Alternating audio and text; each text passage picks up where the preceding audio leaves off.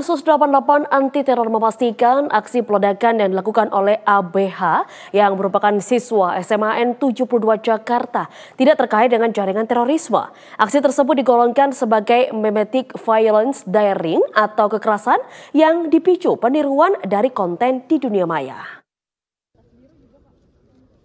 Densus 88 anti teror Polri menyebut aksi peledakan di SMAN 72 Jakarta Utara merupakan tindakan kriminal murni dan bukan bagian dari aktivitas terorisme.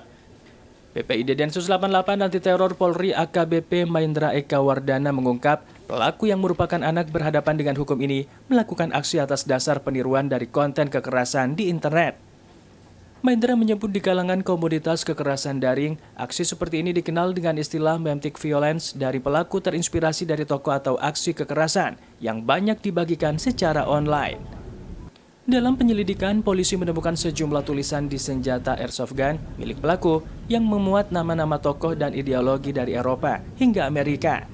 Pelaku juga mencari berbagai konten kekerasan dan bergabung dalam komunitas daring yang mengagumi aksi kekerasan. Densus 88 mengungkap dalam komunitas tersebut, setiap tindakan kekerasan yang diunggah anggotanya sering mendapat apresiasi sebagai sesuatu yang heroik. Kondisi ini diduga menjadi pemicu pelaku melakukan aksi peledakan. Polisi juga menemukan nama-nama pelaku penembakan massal dunia yang ditulis di senjata mainan milik pelaku, di antaranya Alexander Bissonnette, Luca Traini, dan juga Brenton Tarrant. Memang kalau rekan-rekan lihat di dalam senjata airsoft gun di permukaannya ditulis berbagai macam nama tokoh maupun ideologi yang berkembang hampir di beberapa benua, yaitu di Eropa maupun di Amerika. Akan tetapi sekali lagi yang bersangkutan hanya melakukan copycat atau peniruan saja, karena itu sebagai inspirasi yang bersangkutan melakukan tindakan.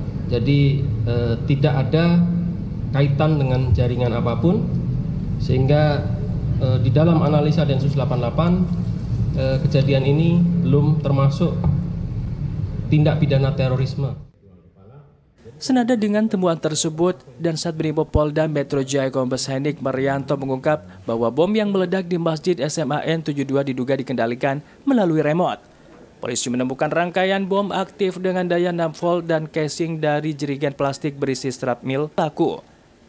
Barang bukti lain juga ditemukan di taman baca dan bank sampah sekolah, termasuk 1 unit remote yang diduga digunakan untuk mengendalikan ledakan. Bukti kita analisis bahwa power yang digunakan oleh terduga itu dengan menggunakan 4 buah baterai A4. Kemudian inisiatornya adalah electric mesh, kemudian eksplosifnya mengandung potasium klorat, kemudian switchingnya menggunakan receiver yang dikendalikan dengan remote. Nah, namun remote tidak kita temukan di dalam masjid. Kemudian casingnya itu jerigen plastik 1 liter dan kemudian shrapnelnya paku. Dapat disimpulkan untuk di TKP pertama di masjid bahwa berdasarkan material yang ditemukan, rangkaian tersebut adalah rangkaian bom aktif dengan menggunakan remote. Hal tersebut disesuaikan dengan ditemukannya 4 buah baterai transmitter dan bagian receiver. Hingga kini penyidik dari Densus 88 anti teror dan Polda Metro Jaya masih melakukan pendalaman untuk mengungkap motif dan jaringan sosial daring yang diikuti pelaku.